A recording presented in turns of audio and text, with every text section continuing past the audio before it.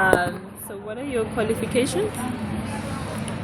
I'm a simple journalist. I'm simply a journalist. Okay. I'm simply a journalist. And with academics? Academically? Yeah, I am a journalist. Studied journalism. Yeah. Okay. What department are you in?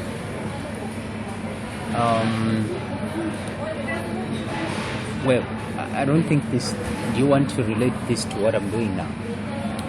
Well, yes, because at the end of the day, when I analyze the information, I'll be able to say that so many number of people that I spoke to might be knowledgeable because they're in this kind of department or they're at this level. That's why I ask for qualifications as well, to be able to say the people who understand this are at management level or at this kind of level. So that's why I'm asking for qualifications, I'm asking for the department, I'm asking for the position, so that even in my, what do you call it, demographic information, I can give that. I mean, most of the people I'm interviewing anyway, it's government officials and civil society only. I would be comfortable if this has to do with my just profession as a journalist, nothing to do with anything to do with where I'm working. Okay. Okay, no problem. So I don't ask about responsibilities either then? I should not ask about responsibilities either? Like what I'm doing now? Yes, what your work entails, what you're focusing on. You know what? I'm getting 20. I'm getting 20 years next year in this profession of journalism. Therefore, I've done both print and electronic media. Okay. And it's against that background that I have this wealth of experience that I go about now, imparting the skills that I've, gained over the years of my practice as a journalist into young or upcoming journalists or practicing journalists in other media institutions, the young journalists. So I transfer the skills simply as a mentor journalist. Okay. So we look at governance now. Generally, what would your comment be about the Zambian governance system? The Zambian government? Governance.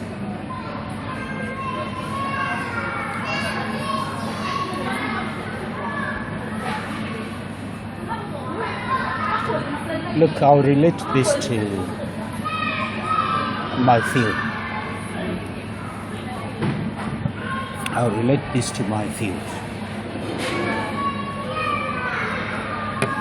Not so long ago, we had a referendum, and that referendum was about the Bill of Rights. And part of the Bill of Rights was the rights people, the nation should have had, access to the media and the media's, access to information, which I can't sincerely tell you that if the referendum put through, it was going to be an outright enactment of the Bill of Rights, sanctioning of the Bill of Rights, because deducing from the background in the past, it depends on what the majority of people in Parliament feel. The people, in terms of the general public, may feel or want to do something or to be done in a particular way, or something to be passed like a law. And when it gets to Parliament, I think we have seen so far for a number of years now that Parliament is no longer kind of really, the aspirations of the people, addressing the aspirations of the people is not so faithful. I mean, I've observed over the years. Look, the MMD partly came into government on the premise of promising media law reforms.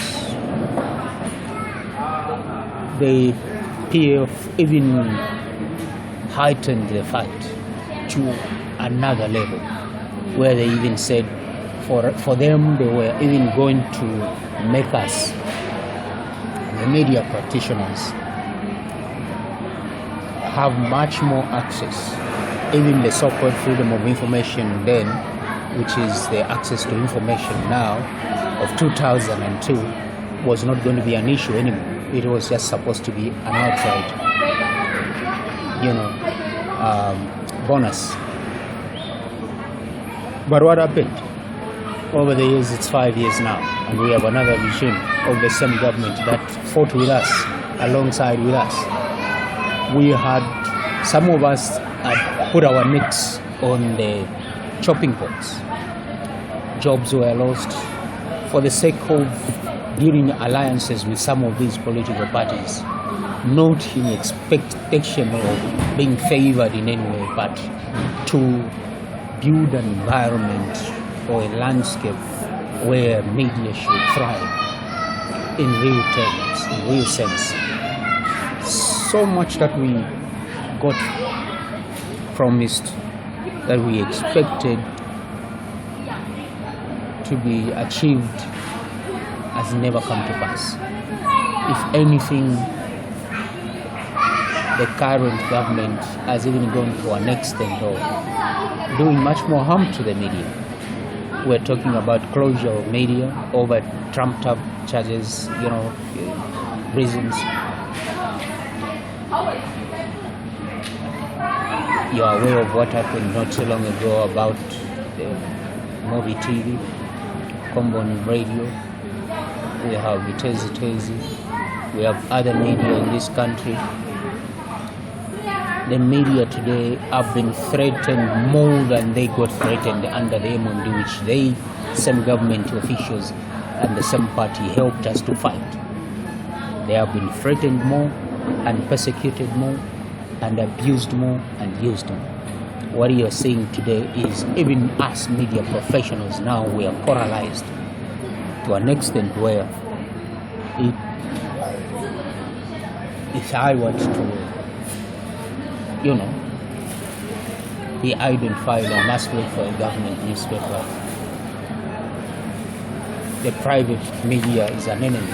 The Post, which is one of the most successful stories of our time, regardless of whatever wrongs they may have done, but did it guarantee the closure of the Post? And the Post played a pivotal role in the fight to have changes that have taken place politically. You have more water? So I will relate your question to the developments in the media. Have we developed any further, or regressed or retrogressed? We have been actually been persecuted to some extent, so to speak, for the lack of better term. We have been suffocated. Yes, we are supposed to act our professional conduct, but believe you me, we have always said we can self-regulate ourselves, which is very possible. But we have fought battles with the politicians to avoid the statutory regulation. The same people that guarantee fought with us to have them in power, and on the premise that they were going to make sure that they pass this access to information law. They have even gone to an extent of somehow withdrawing it, and there's uncertainty at the moment. I mean, we have been kind of paralyzed. The people that were fighting with us in terms of the media colleagues have even been assimilated into the government system, and they are being used to suppress the media. It's a tactic. The fellows and comrades that we fought with to have the freedom of information, access to information, actualized, I can give you an example. Speaker of the National Assembly, Dr. Patrick Matubeni, was a strong ally of our fight, access to information. Where is he today? He's the Speaker of the National Assembly. He is a PhD holder. What did he do? It's the media studies under MESA. When I was the Vice Chairperson of MESA, the Governing Council, and a member, we had and we enjoyed a good relationship with him. And we thought there were a number of colleagues who became politicians who were with us fighting for this. They went to Parliament. What did they do? They were number one to vote against. Whatever is the secret, that is, we don't know, some of us, maybe it hasn't been taught to us.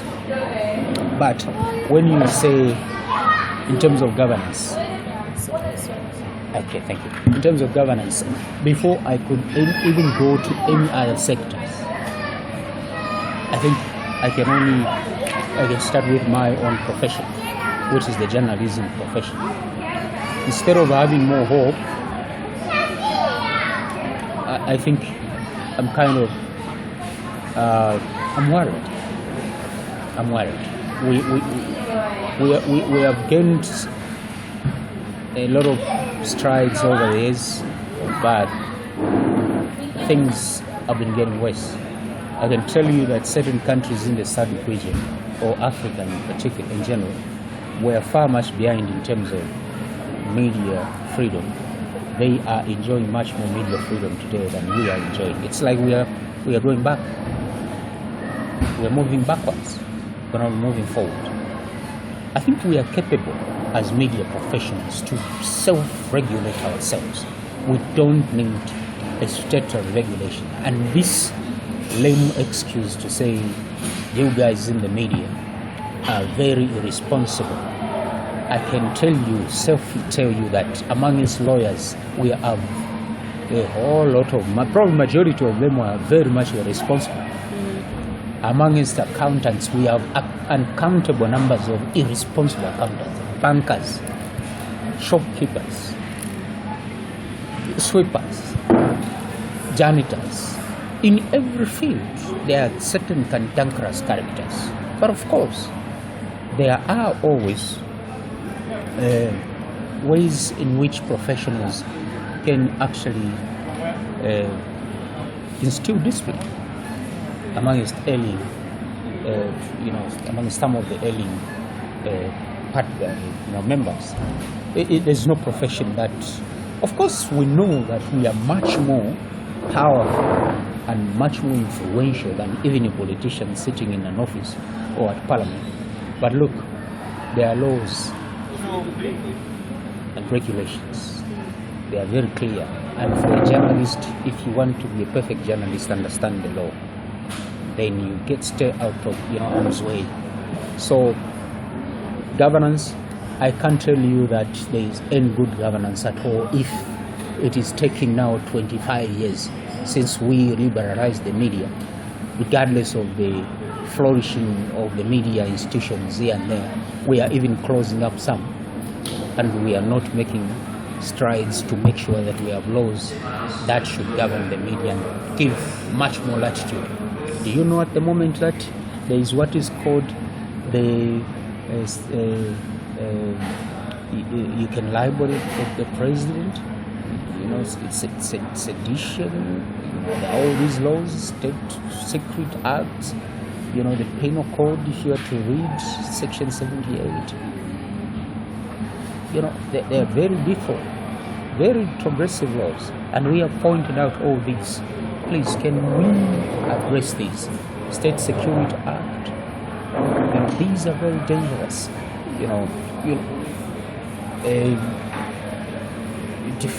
Defamation of the foreign princes. These are dangerous laws, which, if we don't address them, we will have a big problem. When are we going to do that? If there was a media or a government or a party that promised, came into power in good relation with the media, I think we should have said, not doing us a favor. In fact, this is not about us. This is about the members of the parliament. If you go and read the access to information,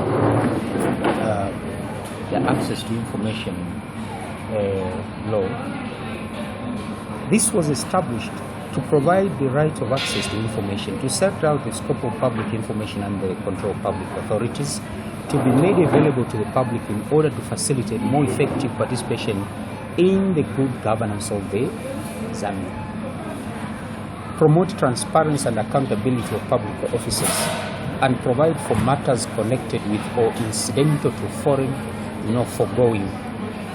I mean, this is beautiful.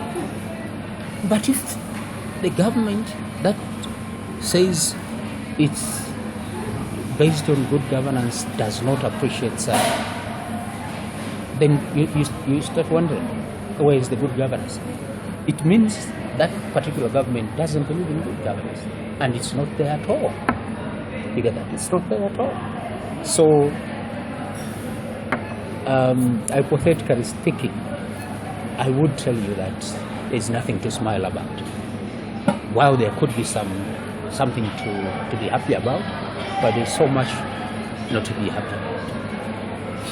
So looking back 10 years ago, I would ask you what you think has changed in terms of governance, but I've heard from what you've said that instead of going forward, we're going backwards.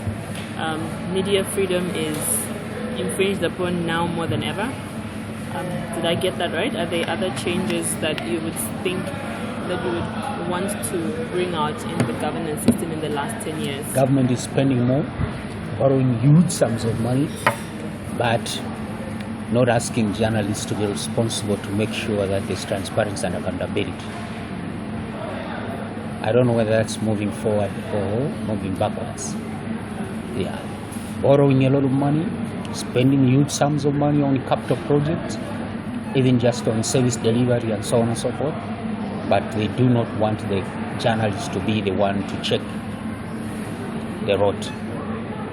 Huge amounts of money is going into contracts that are being awarded to individuals and foreign contractors, and the journalists should not be the one to check. If you check and you report, I have colleagues within the media today who are before the courts of law for publishing some information that the so-called powerful feel is confidential, but it's supposed to be public information. If you go and report that Mr. So-and-so such and such has not delivered on such a project, they start haunting you. You have no right to do that. So I start wondering, but where there is progress, the government should be very happy to say, yes, that's a good thing. So moving forward, what might have changed? Yeah, too much expenditure, huge amounts of money in a huge budget. It's coming soon. But if you check at the expenditures just in ministries, government institutions, parastatals, and all public institutions, in individuals, there is no prudence. That's a must. That's a fact. Go and get the Auditor General's report and look at it. It is evidence enough, and it takes a little bit of a sacrifice for certain journalists to even dig a little deeper and lay bare some information or misconduct amongst the public officials and the private sector.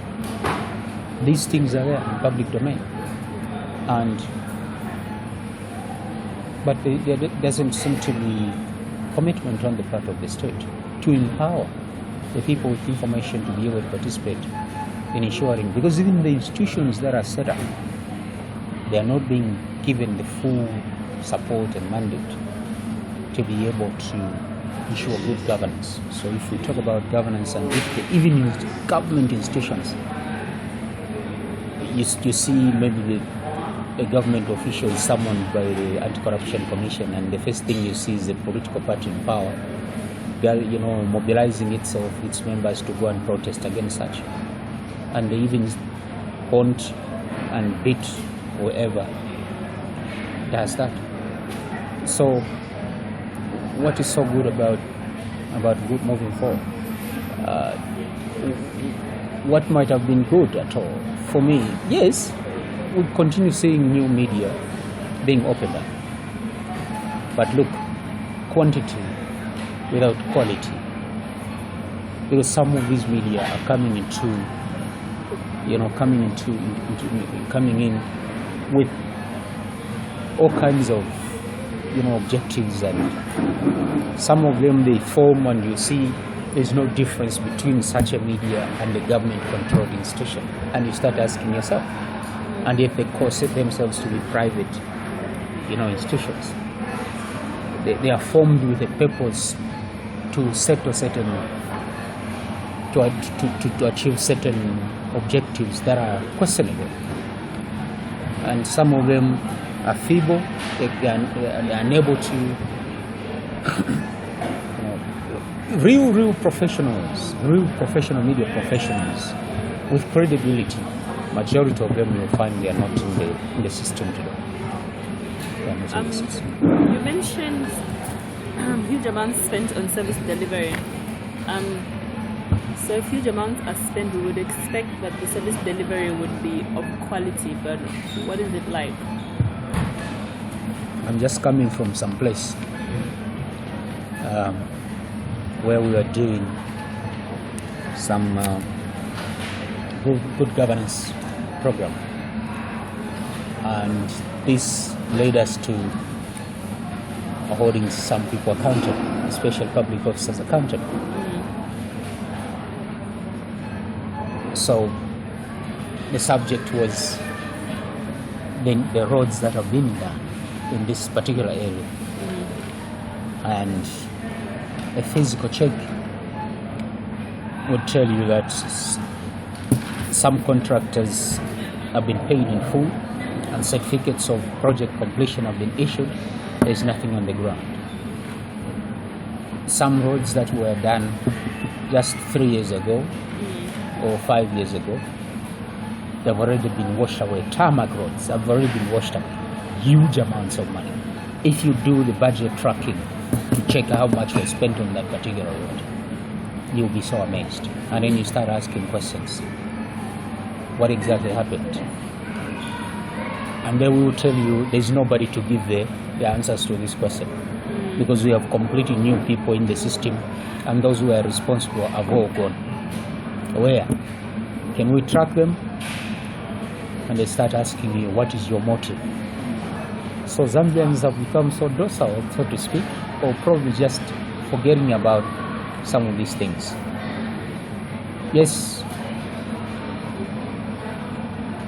there could be accountability, but to a very minimum extent. And this is only done when politicians differ. Then they will start implicating their colleague. Is the one responsible for this and this and this and this and that and that. While they are together and enjoying on the same table and sharing the root, it doesn't matter.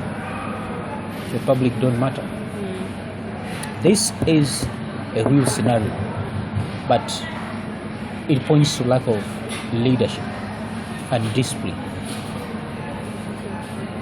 Would you say that people are at the center of democracy in this country? I could tell you that probably out of the population of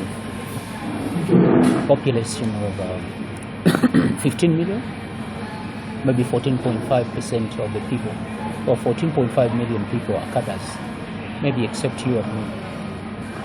If you are really Zambian, speak a different language and you will see one surprising thing in this country. Even people who are very educated, they are moving by the wind. As long as it has become the normal, has become the abnormal. The abnormal has become the normal in this country. People at the center of democracy in this country, that's a $1 billion question. If you are asking this from deep down my heart, from the experience that I have, the trouble we have is this. a greater population of this country are illiterate people. Are illiterate people. And these people are made to believe that the only way you can be part and parcel of the government and democracy is when you are allowed to tread on the side of the road, when you are allowed to block motorcades, public motorcade, traffic, and as cadres you take up take up the security of when they can come here, rough you and die up, then they are participating in democracy. You have the same rights as the cadres have, but just the way you are seated and I'm seated and we're having a chat, if anybody found us and discussing something that relates to governance, as long as we do not believe in the government of the day and we have maybe a divergent views contrary to what some other people believe, then you are undemocratic. The only democratic people are those who agree with what the government of the day is doing and saying. People participation in the democracy of this country. Look, people should be able to have the right to register as voters, to go and vote, choose leaders of their choice. I am not, and it's unfortunate you are doing research and you cannot just write from your own eyes as a Zambian, because if you were, believe you me, you are the best positioned person to have observed what was happening for the first time, not even during Kaunda of unique time. Have we ever seen a situation where people from different political parties cannot sit on one same bus, not even on one pew? You know the pew in church, yes. One bench, yeah. Not on one. This has been unprecedented. There has been intimidation of the West kind. There has been violence of the West kind. People who belong to other political parties have been roughed up by both the opposition and the political party in power, whether to defend themselves or whether to retaliate or whether to, I don't know. To some extent, there was even talks that some people wanted a one-party state. But again, when people participate, are all the processes that guarantee free and fair elections being adhered to and observed? No, that's the answer. Both from campaigning, both from association, holding your own views, which these are issues that are guaranteed in our constitution. You can associate with whichever party, political party, organization or grouping that you so wish, you feel free to. But this has not been. So how can people be part and parcel of democracy? Even when it comes to the issues of registering as voters, those who are charged with the responsibility and the mandate to oversee the electoral process and the election process in this country, are they doing a good job? So many lapses in between. And some of them are lapses which you feel can be easily addressed. The counting of the ballots, the voting, and so on and so forth, the announcement, the way the managing of the elections, it's totally disgusting, so to speak, for the lack of better term. So people participating in democracy, yes, when we are hiding, you and me are hiding the way we are hiding right now, maybe we are participating in the democracy of this country because we can share the way we are sharing. But if you were to say, okay, let's go on radio and you interview me the way you are interviewing, before 5 minutes ends, that radio station will be ransacked. So how are people participating?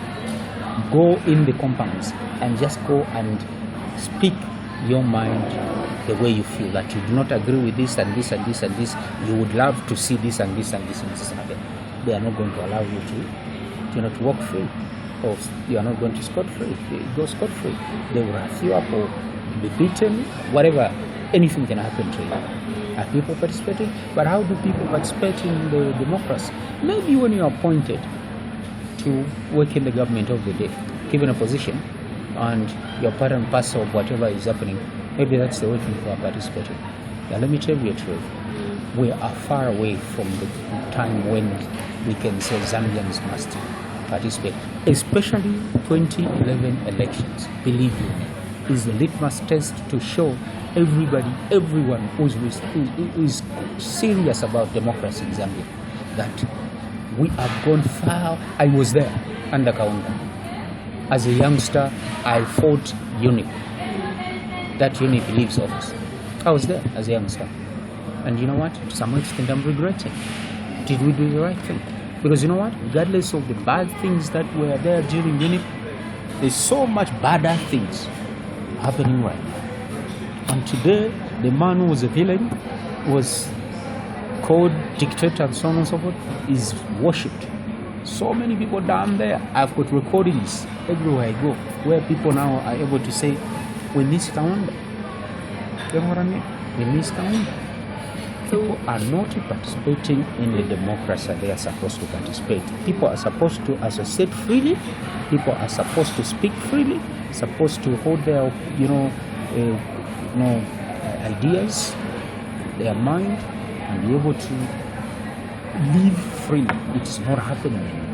And even in democracy, you question the government official, and you are a rogue.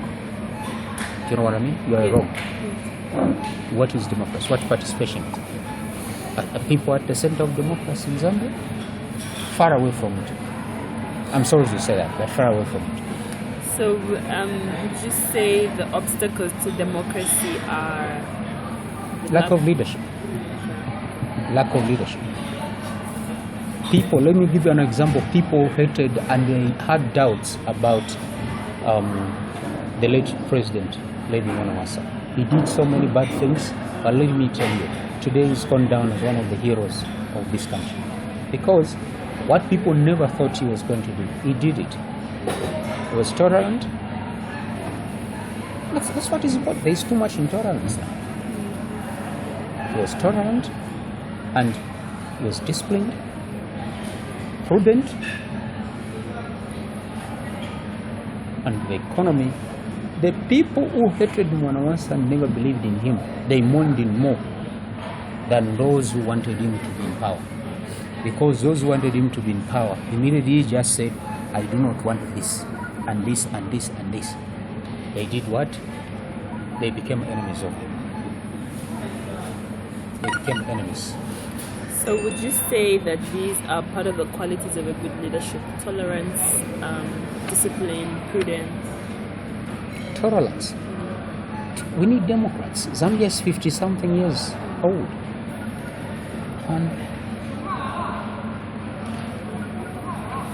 But we are living like we got independence yesterday. Botswana is now 50 years old today, and they have more respect from the international community than we have. They have more respect than the international, from the international community than we are. Why? Because the tenets of democracy. Yes, there could be some areas, gray areas here and there, but it could be normal.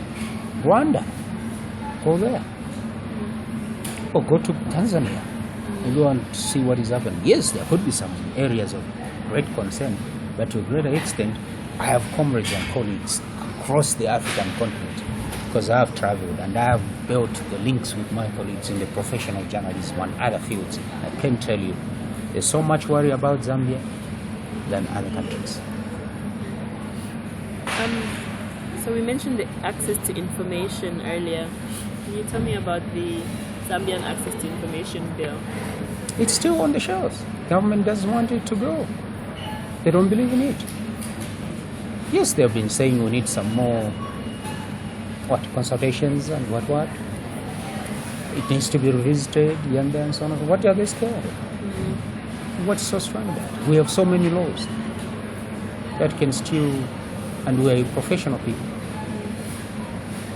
that the government doesn't believe in it. doesn't believe in it. Why do you think they don't believe in it? Because they say we are responsible.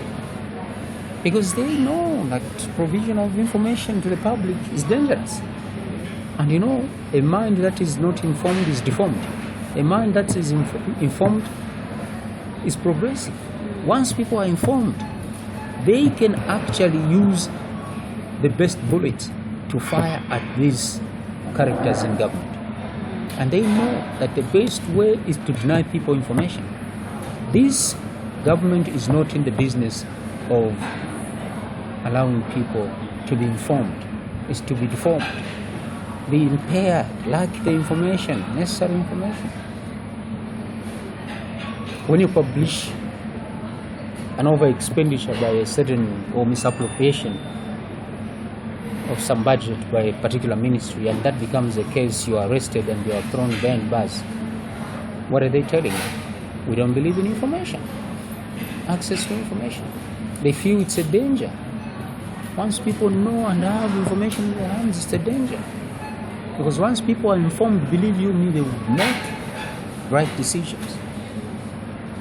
So, would you say that whistleblowers are also in trouble?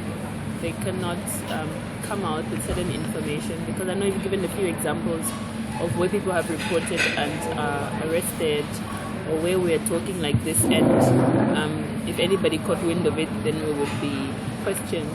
Would you say that whistleblowers then are in trouble, and that's why they wouldn't also permit that? People wonder, why should I even blow the whistle when I know there's nothing that is going to happen? I want you to give me a case in this country where there was a matter reported and a government official, including the head of state, acted affirmative. I want you to tell me that. I can't point to any.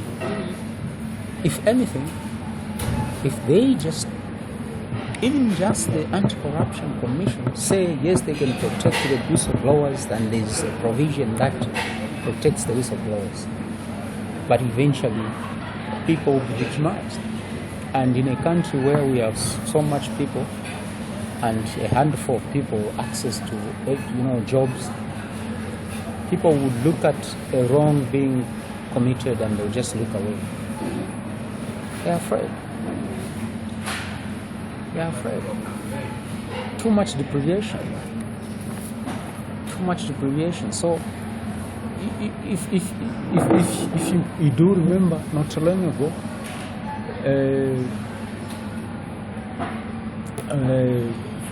before Sata died and Winter was in government, he was called to the Anti-Corruption Commission to go and to report to the Anti-Corruption Commission because of some allegation of corruption and so on and so forth. What happened?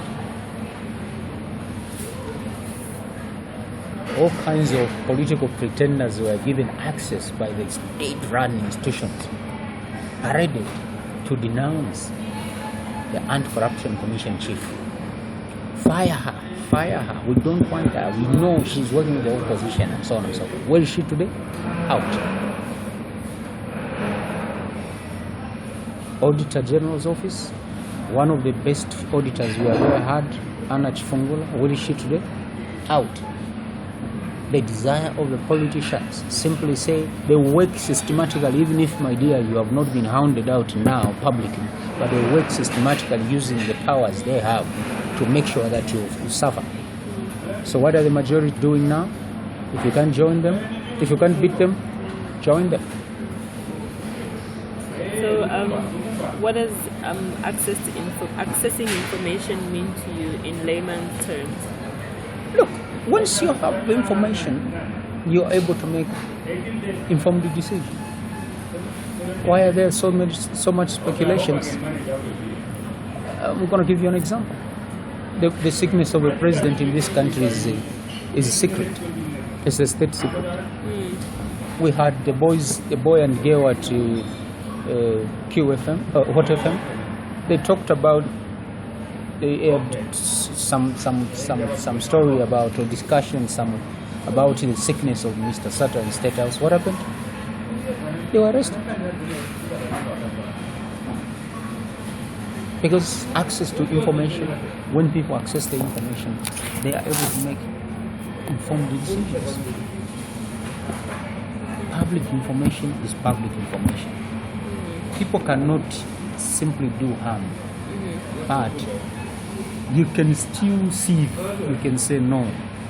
In the journalism field, we have processes before you arrive at putting a story on air or in the newspaper or on television. There are all type, sorts of processes of verification. Yes. We just don't come to that way. Okay, you inform me, Mr. Chola. Actually, right now, as I'm speaking to you, I've just seen this politician out there with a huge bag full of dollars. He's just stolen that, and I go and I publish that. No, money is, what if it belongs to him? Yeah. What if it belongs to him? You can have money, somebody can have money. But if it is discovered, yes, okay, here, this was the budget allocated to this department or this project. This money has disappeared, work has not been done. Or work has been done, but not to the standard. Where is the rest of the money? Start questioning and so on. Just go into road development agents and say, look, this road, according to your advertisement, was supposed to cost so much. That's what you say. How much did it cost? Who are you? Even just saying, okay, I want to know from the Minister of Information, how many radio stations do we have in this country? They'll ask you, can you write? And then send it write it to the minister, the PS, what.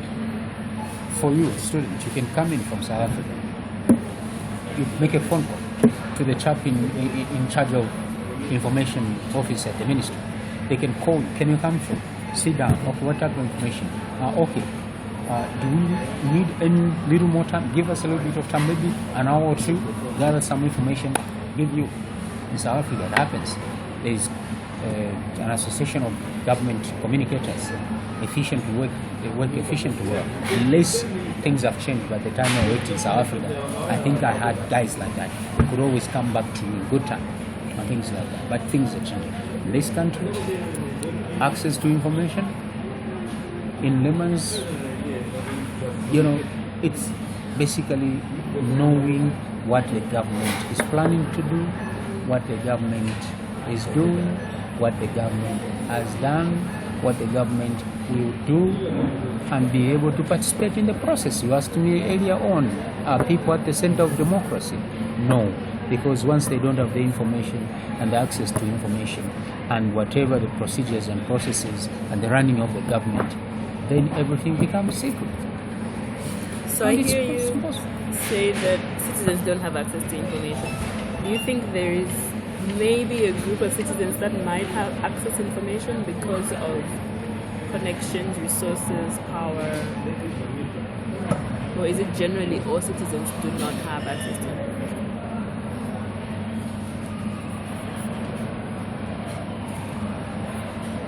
Let me hear your question again. Is it all citizens that do not have access to information, or is it just a certain faction that may have access to information because of probably, say, their qualifications, their positions, the resources that they have? Or is it generally anyone who cannot access information? Look, why should we waste time looking for certain information if we don't have any use for it? Are you going to tell me that someone at City Market there is just going to leave their goods and go to the Ministry of Finance and say, I want to know how much you are spending on? People are busy doing so many things. That's why the media is there, to inform the people. Some of these things could have been seen by the people themselves. Maybe those people who are working in the government, or associated with the government workers or officers, or even just the members of the public. Because majority of the leaders are in touch with the community at different levels. You never know. Maybe you know that there's some belief now that the only best way you can become rich in this country is to become a politician. Fight to become a councillor or belong to a government of the day and have a position there. But if there was freedom, democracy, and proper access to information, people could have learned and understood how certain things are supposed to be done, and how certain government, functionalities, are supposed to operate. So, is it just a certain segment of the people? Yeah, maybe those who are working with the government, they do have information. But look, information must be verified. It should be given officially. If I need information about when the next trip for the president is going to be, and I'm not given, and if I don't know,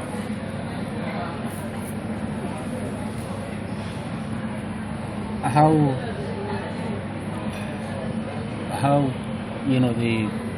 if I don't know how the allocation to the presidents in terms of budgetary allocations, the expenditure, and this is the allocation is done, the disbursements and so on and so forth. And if you ask for that, then that is wrong.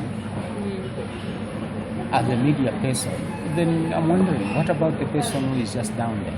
Yeah. People are being given wrong information, and that's a calculated move. Give them wrong information that should appease the powers that be, and that should make them love the people that are in office. So when you look at the process of the development of the access to information, other than just looking at, have you been part of a development of any bill, the process? Right? Have you been part of the development of any bill?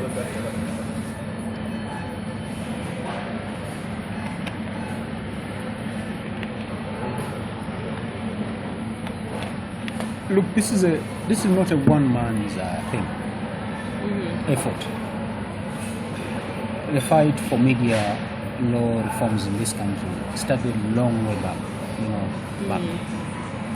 Some people have fought, they have knocked off, others have died, some people have carried on. It's not an individual effort, so to speak. It's a collective responsibility. But as yourself, as Mr. Chola, have you been part of, I'm trying to find out what is the process of developing a bill. So I wondered if you've been part of that process, and if you can tell me about what the process through the goes institutions that we have belonged to, we've been. Okay. Yeah, through the institutions that we have belonged to, we have been part of the process. And which bills? For instance, that was the aspect of consultation in the first place. We came to South Africa in case, if I'm sure somewhere, in your studies you're going to find this process of access to information here. We did not just do it here. There were media bodies we did this through media bodies. We had media bodies at a particular time. We had the Press Association of Zambia, the Media Institute of Southern Africa, Miss Zambia. We had Zambia Media Women Association, where the Media Liaison Committee, and so on and so forth, and the other bodies.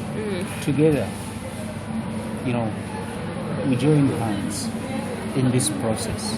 The church, all the stakeholders were part and parcel of these processes. Consultation in the first place, the formulation of the bills, engaging, going around to get the views of the people.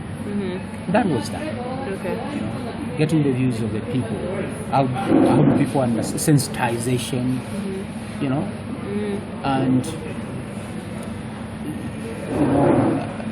the other thing could be even engaging the lawmakers themselves. And besides,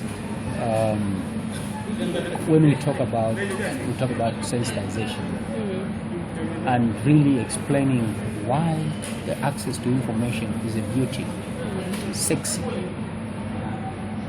like a miniskirt of a lady.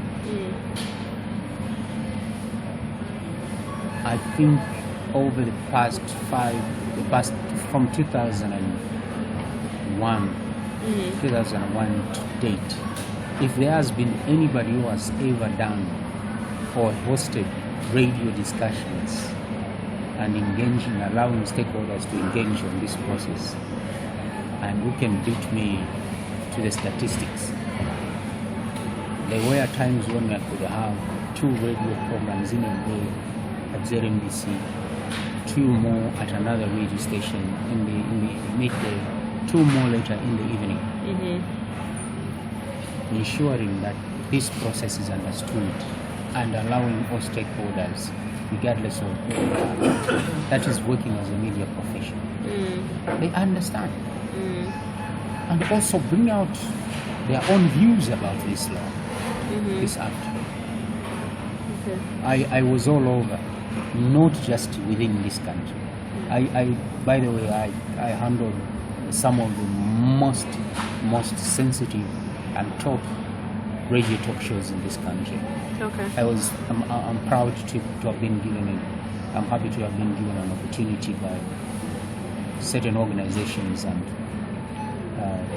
the media and in this country, ZMBC, Transparency International, JCTI, and other stakeholders, Radio Phoenix, other radio stations in this country, where hosted serious discussions involving all kinds of stakeholders, the NGOs, the civil society, the church, general public, the politicians, the leaders in government, all of them bringing them to the table. Parliament, members of parliament. I mean, who? Even just people, getting the people from the streets, and even going in the countryside. Do you understand anything about access to information? When you explain certain things, they start giving you their ideas. Okay. So, the process at the height of the fight for this, I was a strong member of the Media Institute of Southern Africa, up to the position of Vice Chairperson of the Governing Council. Okay. So collectively and individually, in my way as a journalist, as a broadcaster, and as well as through the media organization institution that I belong to, we took part in all the processes, consultation, back and forth, engaging all the stakeholders, consultations not just within the country, out researching, and then packaging of information to inform the general public. Packaging of the information to inform the general public. And inviting them to own this process and make them understand that this is about them. It's not about Mr. John Chora as a journalist. No. This is about all the media people. Hello. Yes, madam.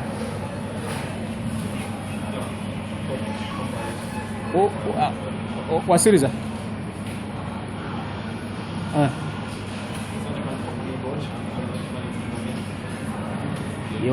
I'll give you 10 questions. Nabwera manje hapa. Leka mbwere che manje swaka. Nabwera che. Nichoka pa East Park Moa. Lina moto ka bwa unitenge kai. Pa East Park Moa. Pa food lovers.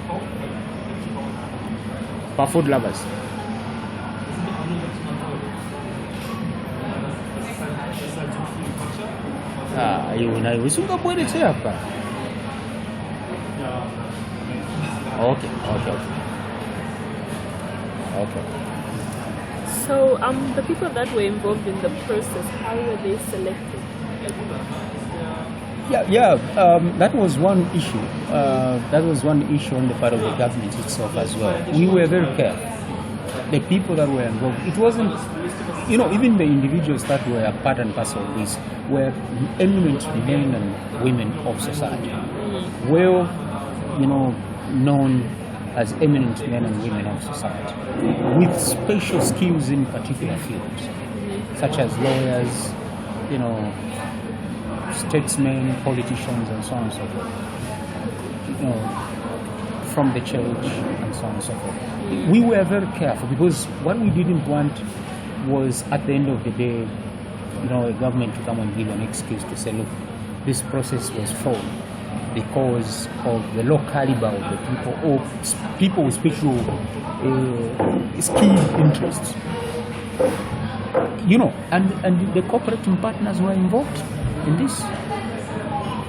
Through, even foreign governments were involved through this, through their missions here. The American government, which in fact some people even went to the government to America for case studies. Kenya, South Africa, and so on and so forth, and other places. They went out there to go and dig out and learn how the process was and how everything was done. So this process was through that community,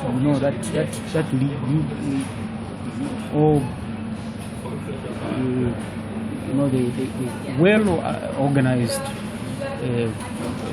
established,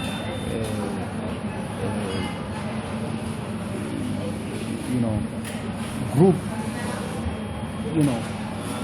MISA by then was a very credible organization.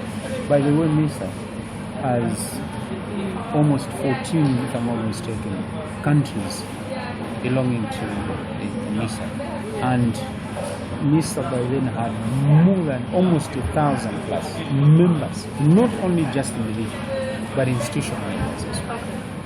So the selection of the process of the people that were involved, we had decided we cannot do. First of all, the government itself demanded, can you put yourselves together so that you can at least. So we decided through the established wings, bodies to champion, well-established professional bodies to champion this process.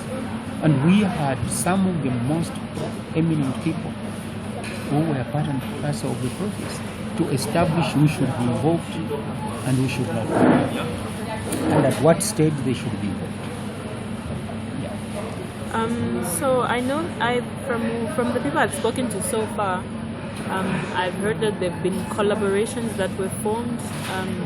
Of course, the biggest one being the ATI Coalition, of which I've heard also has had a number of stakeholders.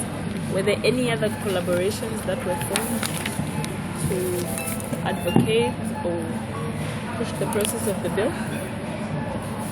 Apart from the ATI collaboration? Yes. That was the major, driver of the whole process. Mm-hmm. Yeah, because what we didn't want was for us to do things haphazardly. Okay. Even the other stakeholders that were, even today, I think that body, if I'm not mistaken, is still there. Okay. If you went to MISA, and I'm sure, did you speak to Sadi? I spoke to... is it Thomas? Mr. Austin Kayanda, the director. Yeah. Okay, but he came when I left MISA. That's when he came. But those guys, up to now, I'm sure they are still part of that team that drove the whole process with the support of so many stakeholders. Okay. Yeah, so many stakeholders.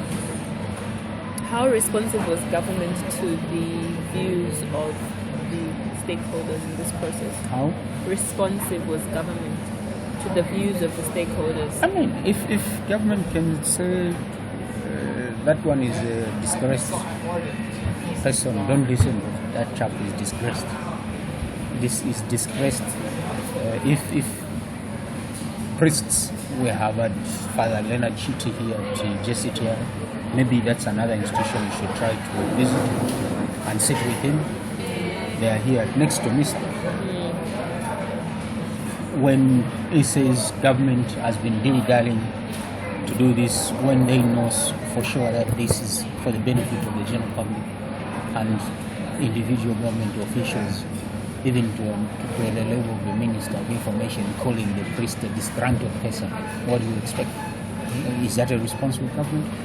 The engaging process, we employed an engaging process at the initial. When George Konda was the Minister of Justice, we engaged him. And my colleague Daniel Skazi was the chairperson at MISA. We engaged George Konda.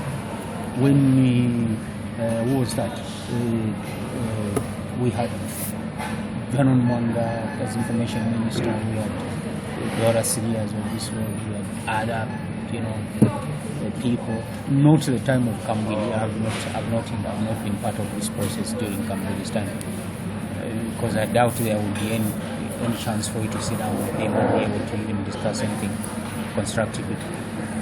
We engaged those people and very fruitfully. But there's been some kind of what I might term some sort of dishonesty on the part of the people, individuals who have been making the government, not to move as desired, so to speak.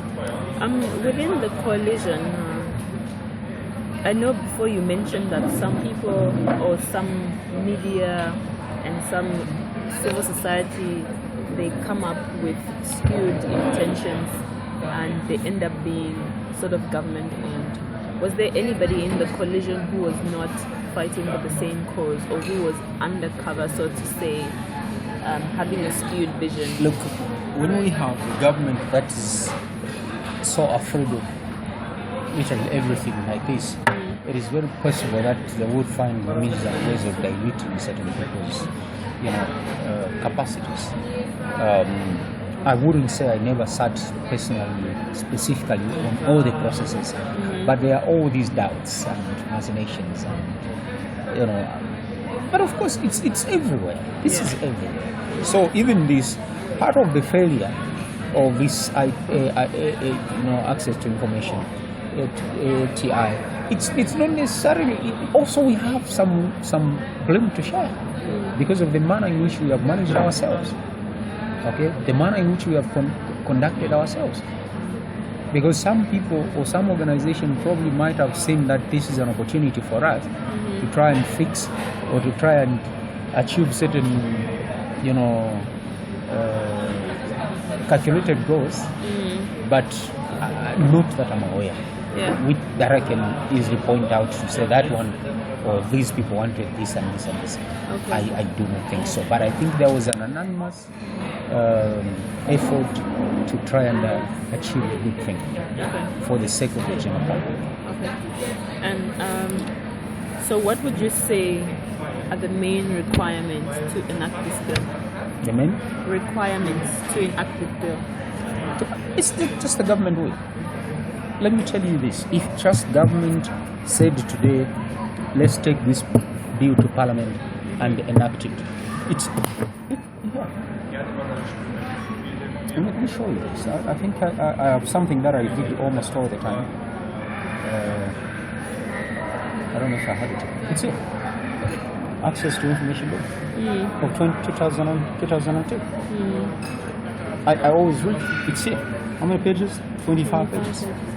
This is that. If the government has got concerns about this, let's fine-tune them now and take it to Parliament. They always keep promising the next sitting of Parliament, but they use it as a carrot. When there's something that they want the media to be happy about, now we're taking this one, we're taking this Parliament. But this is not seeing the actualization. 2002 to date, what's the date today? How many years?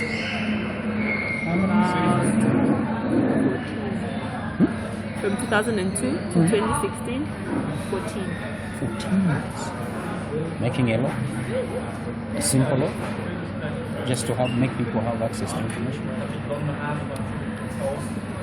What, in it's your just opinion? Government way. Yeah. There's no government way. Yeah. On our part, whatever issues we may have, we can easily sort them out as media practitioners. Okay.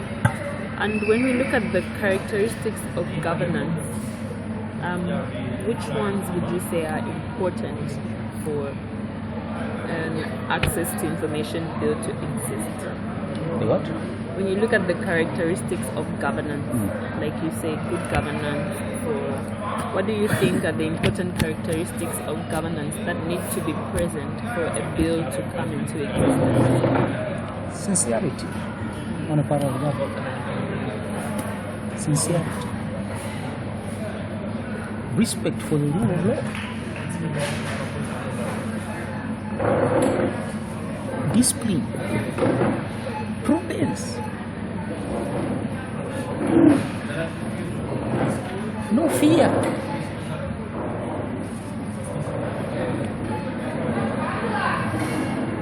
Love for itself, government love for itself. The same government is, they have no love for themselves. They only want to do things when they're out of government. That's when they remember that these things were important. There's no love amongst themselves. The characteristics, respect for the rule of law, and let democracy be seen to be done, not just being pronounced. Respect for democratic tenets. Respect for democratic tenets. If they respect that, and respecting the law, there is too much disrespect and disregard of the law and abuse of the law, misapplication of the law to work for individual advantages.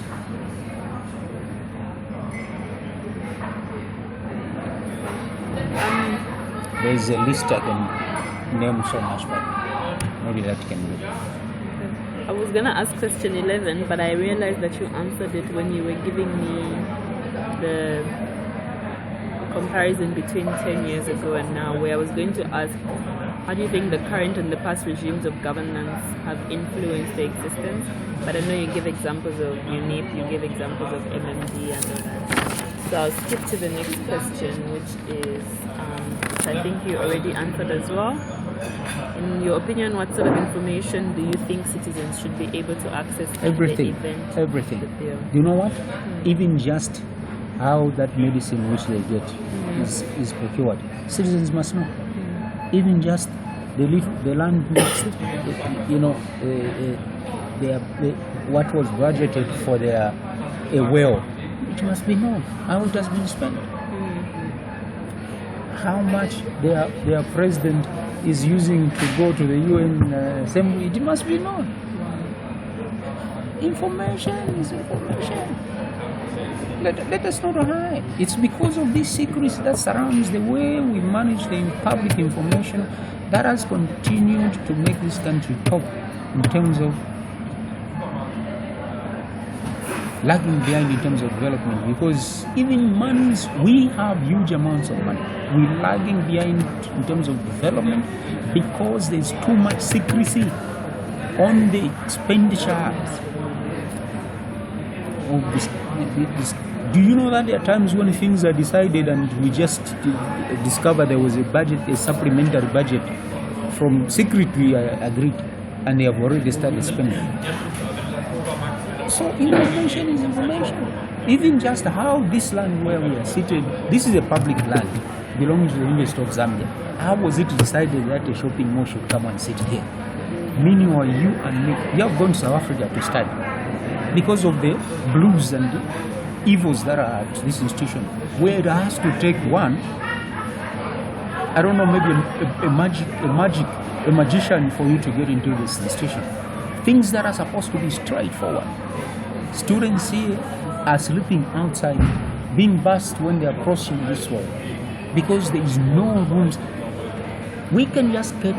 Are you telling me a government that's very serious and has got the money as we have, borrowing huge amounts of money, paying all these ministers and whatever and so on and so forth, we can fail to put up 1,000 rooms space? How much room do you need for you to study? Is a little table like this and a small place to sleep.